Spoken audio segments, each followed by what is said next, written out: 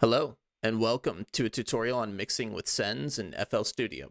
So, due to the fact that I couldn't get my audio sounding exactly how I wanted it in OBS, I am using FL to record audio through the desktop.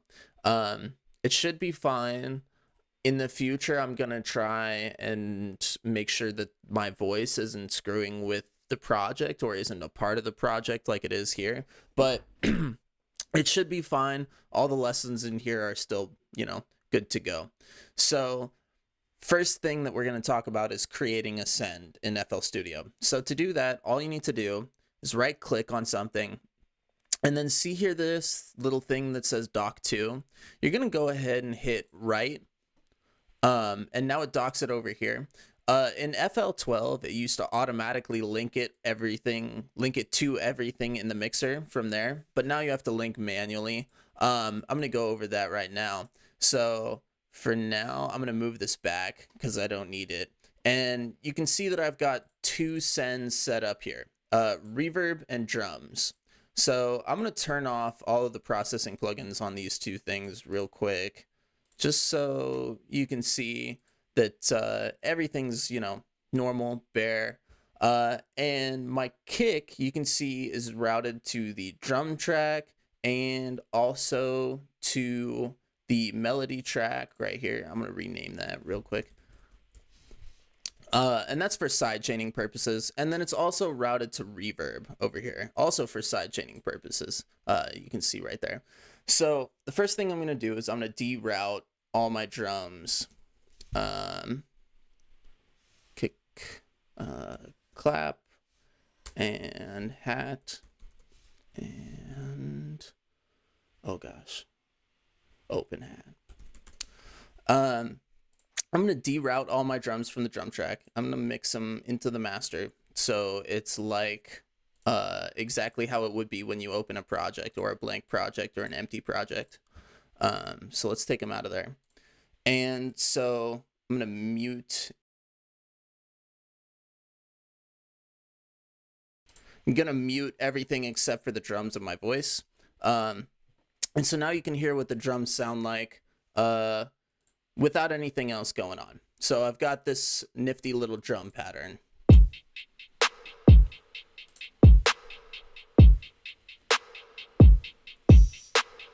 Pretty nice sounding.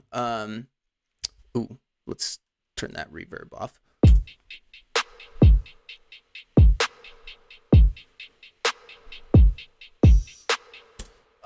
So I'm using some convolver reverb on the open hat and the clap just to give it like a little bit of a spacey feeling.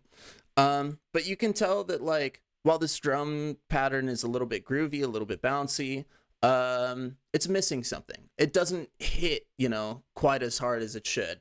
So in order to do that, we're going to activate our drums send here. So again, to do this, all you need to do is right click on something and then doc2 and then right. And then you've got these two over here that will always show up no matter where you are on the mixer. So I'm going to activate everything again, except for the melody and reverb. And then we're going to send the kick. Should actually deactivate that stuff as well. We're going to send the kick into the drum send by clicking this arrow here, just like that. And then we're going to take it out of the master, just so you don't get the drum from the send and the drum track doubling up in the master and muddying up your mix. So it just goes to the send, and then the send sends it to the master. So you got the kick, and then we're going to do that with our clap, and then with the hat. And then you can use the arrow keys to scroll side to side in here. I do that every once in a while when I've got to click on a bunch of stuff or whatever. So then we're going to do that with the open hat as well. And now they're all in the same track. And all the stuff on here is deactivated. So this just sounds the same as it would otherwise. But I've mixed it down a little bit, mostly just so you can hear my voice. That shouldn't really affect anything. But let's try it at the normal volume, just so you see what it sounds like. Down, reset. So it's just like nothing changed. it just busts into one single one before it comes over here. And now you've got a track where you can affect all your drums at once, and then also all your drums separately over here, so you can do some individual processing if you'd like to. So let's mix this down again, just so you can hear me talk. So the first thing that I'm going to do with my bus, and the first thing that I find buses to be useful for, is saturation and compression. And I mostly do that on my drums. I don't really do a ton of compression on melodies and stuff, just because I find that it leads to the song sounding very flat. So I'm going to go ahead and turn on my saturation, and we'll take a look at how that sounds. So just for reference, here's without the saturation. Now when they're all saturated together,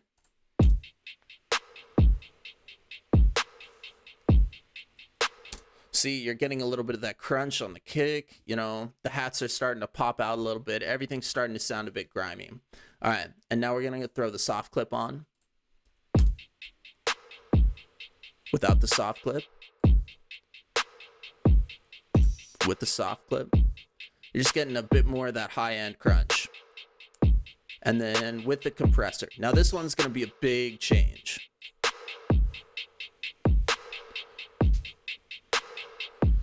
See, everything sounds like it's been glued together. All right. Next up, transient designer. So something that you lose when you throw the compressor on is you lose a little bit of the initial transient punch. So what I like to do is I like to take the transient designer. I like to add a little bit of attack, take the sustain about a bit, and then up the gain just slightly, or maybe turn it down. It really depends on what you do with the compressor.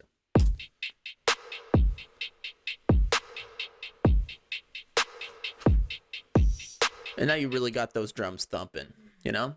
All right, next up, we're going to talk about using a send to mix reverb. And this is basically goes for all effects. This is just one specific effect. It's really useful. And it's really most of what send effects are used for. Like the basic send effect is a reverb, in my opinion. You can also use it for delays. You can use it for all kinds of stuff. I mean, get creative with it, you know? My word's not law, so, you know, do whatever the hell you feel like, really. But this is just to show you how it's done. So I'm going to turn my melody on here, and I'm going to turn my drums off.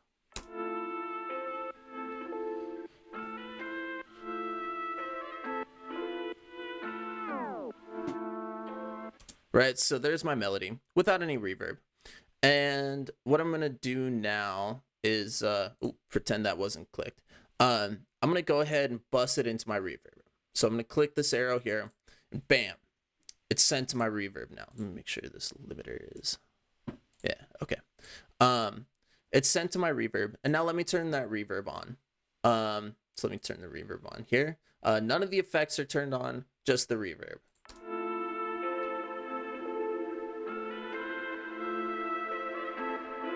And if you're wondering why it's dipping a bit, that's because it's sidechained to the kick. So if I turn this off,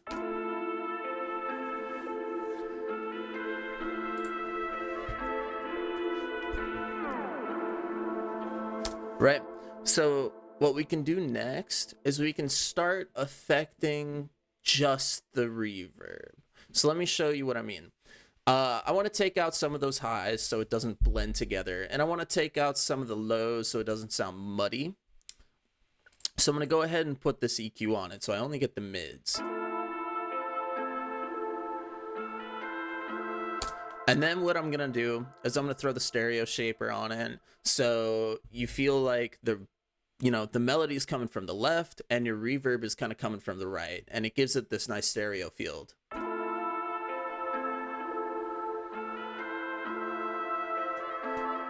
And then what I'm going to do next is I'm going to throw this plugin, Backmask, on it. Now, this is from Freak Show Industries right here, and they're great.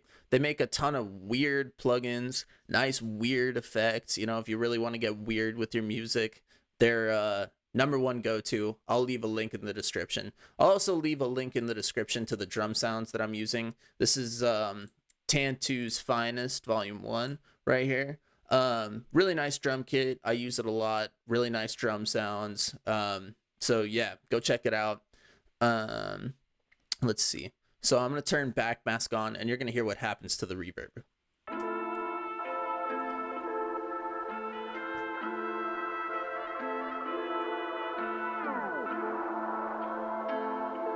So now the reverb is kind of like almost an instrument of its own, you know? So that's what we're really trying to do. And this right here is just for mixing purposes. It's just an EQ that, so I've got this little build up here, and then it drops down like that. I do this on most of my songs just to make sure that, you know, the low end isn't affecting the 808 and there's plenty of space for the bass to really pump up the mix, you know? All right, so now I'm going to turn the drums on, and we're going to listen to what happens. The limiter here is just for side chaining. We're going to go ahead and turn that on. I can go over side chaining with the limiter in a future video if you guys would like. So I'm going to go ahead and turn the kick on, get the drums going, the reverb, the melody. I don't remember what's in that shit, but shouldn't be anything too crazy.